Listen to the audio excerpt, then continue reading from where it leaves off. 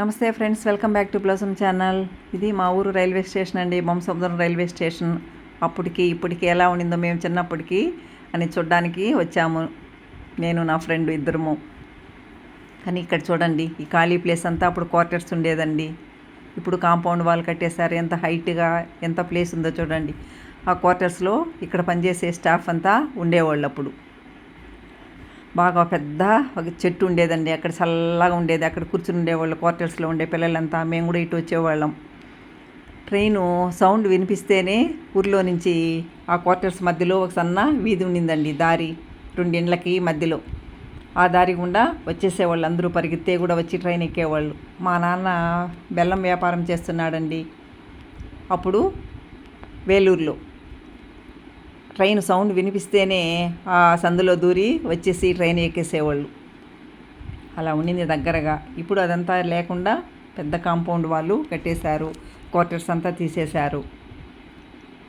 వేసిండారు చూడండి. ఇక్కడ దక్షిణ మధ్య రైల్వే, కాట్పాడి, తిరుపతి ఇదంతా వేసిండారు. ఎక్కడెక్కడికి వెళ్తుంది అనేసిందనంతా బోర్డు పెట్టారు చూడండి. అప్పుడు బొగ్గు రైలు మాత్రమే ఉండేదండి. అంటే రోజుకి 4 సార్లు వచ్చేది అది. ఇటు కాట్పాడి, ఇటు తిరుపతి అండి.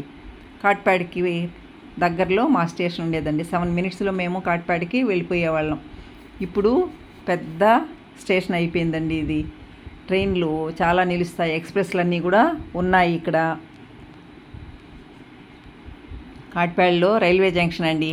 అక్కడ ప్లేస్ లేకపోతే కూడా ఇక్కడ మా ఊరి దగ్గర వచ్చి నిలిపిపెట్టి ఉండేవాళ్ళు. ఇప్పుడు కరెంట్ రైలు అండి. బొగ్గు రైలు తర్వాత డీజిల్ రైలు వచ్చింది, ఆ తర్వాత కరెంట్ రైలు అండి.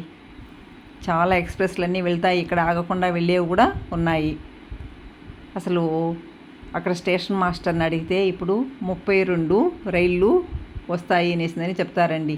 బోర్డు అండి మా ఊరు బొమ్మసముద్రం రైల్వే స్టేషను. అప్పటికి ఇప్పటికీ ఎంతో డెవలప్ అయిందండి మా ఊరు.